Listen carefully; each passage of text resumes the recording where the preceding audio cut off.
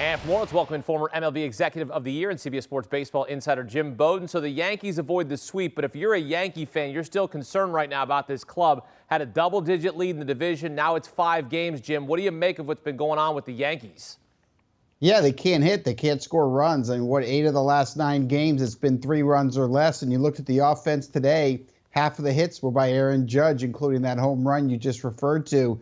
I'm concerned about the offense. This is not the same Yankee lineup that we covered the first 3 months of the year. And Andrew Benintendi, who quite frankly was the only 300 hitter in their lineup, is out for the year with that wrist injury. But I'm looking at this Yankee lineup over the last 30 days. Josh Donaldson's hitting .202. Gleyber Torres, 191. DJ LeMahieu, 163. Kiner Falefa, 197. Anthony Rizzo has a bad back, and he's hitting .212 over the last 30 days. Aaron Hicks, 174. Cabrera, 200. Stanton, 114. I could go on forever. They've got an offensive problem in New York. Now, they need to take today's win, and they need to build some momentum. They're going to host the Minnesota Twins for 4, and then they've got the Rays for 3 more next weekend. They have got to take that win today and add momentum. Otherwise, this could go down as the biggest collapse in baseball history. This week is extremely important for the Yankees because if they have a bad week, a week from today, there'll be a funeral procession outside of the Bronx. Yeah, if it weren't for Aaron Judge, they might be out of first place already. Carrying this team, 20 home runs since the All-Star break. Rest of the team has 30. Judge is a lock to win AL MVP. Jim, I'm curious, why are teams still pitching to Judge when you consider the rest of the lineup is not hitting at all? Well, they're not going to pitch to Judge anymore, and the reason they pitched to him today is what did Aaron Boone do? He let him off. I mean, the last thing you want to do is take a guy that's going to hit over 60 home runs and lead him off, right? Because you want some traffic in front of him. So instead of a solo homer, it's a 2-run shot or a 3-run shot. But Aaron Boone knows with no one else hitting in the lineup, he better lead him off so teams will have to pitch to him or will pitch to him. That's the only reason why. But it's been fun to watch what he's doing. It's incredible. I mean, we watched him hit 12 homers in May, 11 in June, 13 in July, 9 in August. He's already got a couple here in September, and he's on pace to break Roger Maris's record, and that would be great for the sport. It's been really fun to watch, and every time I see him come to the plate, I do what the rest of the people in New York does. I stand up and all rise. Yeah, this is incredible. This reminds me of what we watched Barry Bonds do several years ago. When he comes to the plate, you are watching what happens. Again, Judge is on pace for 64 home runs. The 64 would, of course, break the Yankee record of 61 set by Roger Maris. Speaking of home runs, Albert Pujols hit his 695th career home run on Sunday, 2 away from passing Alex Rodriguez for 4th most all-time. The homer was Pujols' 9th in 26 games since the start of August. It's a power surge for Pujols. Jim, how would you describe what we're watching right now? A miracle. I mean, I don't know what happened to his lower half, but like something changed during the All-Star game. During Home Run Derby, it was like something changed in his bottom half, and all of a sudden it's working. And the Cardinals, of course, and their manager, Carlos Marmol, are matching him up and allowing him to succeed. What he's done against left-handed pitching this year has been remarkable. He's hitting .364, 12 homers and 28 RBIs against left-handed pitching, which is basically, at this point, all they're putting him at the plate to do.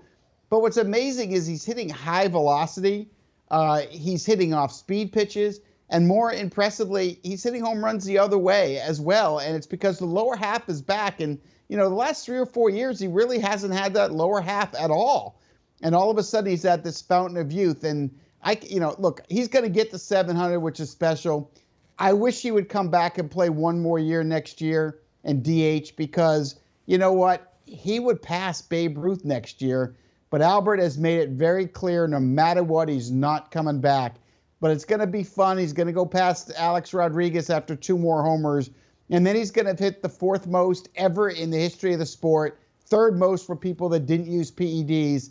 It's been incredible to watch, and it's going to be fun in October to see what kind of role he's going to have and what he can contribute in those big playoff games. It's really remarkable is all I can say, and it's almost a miracle, really. And then off to Cooperstown. After 22 big league seasons, a first ballot Hall of Famer Pujols will certainly be. And Pujols and the Cardinals have an 8.5-game lead in the NL Central over the Brewers. The Mets lead is down to 1 game in the NL East over the Braves, the smallest lead since July 23rd when it was a half game. Mets scored a combined 2 runs in their last 2 games. You go back further than that, in their last 12 games, they're hitting 173 with runners in scoring position. Meantime, the Braves are 61-24, the best record since June 1st.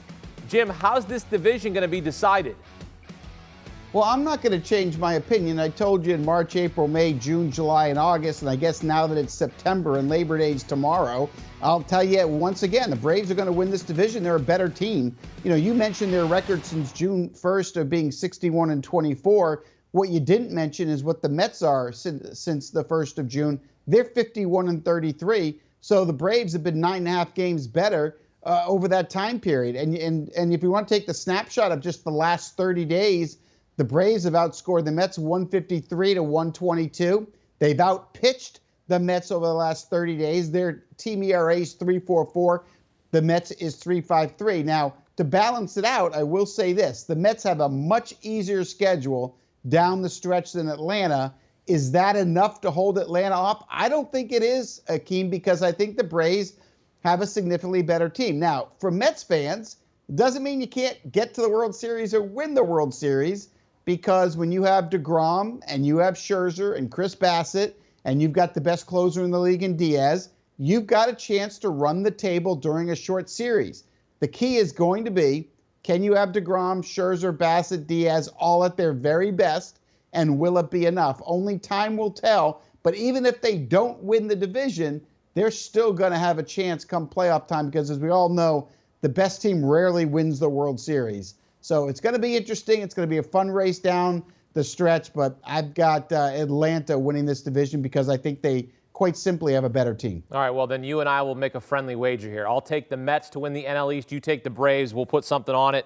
I don't know, maybe a couple cold ones or a pizza or something like that. We'll figure that out come playoff time. Mets are 9-7 against the Braves this season. They've got 3 more to play 1 month from now against each other. We've got a tight race in the AL Central as well between the Guardians and Twins, and things tightened up for Twins catcher Gary Sanchez on Sunday. Walking back to the dugout, his teammate Gilberto Celestino nearly hit him in the head. We're talking inches away. Jim, what are we doing here? What is Gary Sanchez doing here? That's the real question. Celestino was on the on-deck circle right in front of Gary. Gary Sanchez is supposed to be batting at the plate. Why is he walking towards the dugout? He looked like he was just completely lost. Look, I know he's hitting .213, but you got to pay attention to what's in front of you. I have no idea what he's doing, Akeem, but I got to tell you what I love about baseball. Something happens every day you've never seen before. I've never seen that before, ever.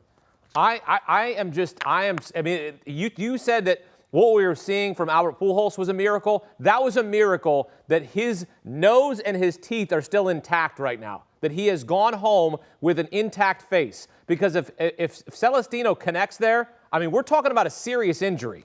That's why when you swing a bat, you make sure nobody's around you. And Gary Sanchez, pick your head up. That's why they say head up, heads up. Come on, what are we doing? Jim, great stuff. Appreciate it here on CBS Sports HQ. And Gary Sanchez, the former Yankee, visiting the Bronx on Labor Day. Thankfully, he's not visiting a hospital. And I'm not trying to joke to make it light of it, but I mean, that's how serious that could have been. Twins and Yankees open up a 4-game series beginning on Labor Day. Meantime, the Mets open up a 3-game series in Pittsburgh on Monday. The Pirates have one of the worst records in all of baseball. Mets looking to take advantage. And the best team in baseball, the Dodgers, renewing their rivalry against the Giants. LA 10-3 against San Francisco this season. Do you want a sports network that delivers everything that matters about the game? The highlights, the picks, the instant analysis, no yelling, no fake debates, no politics. Hit the subscribe button and never miss a moment.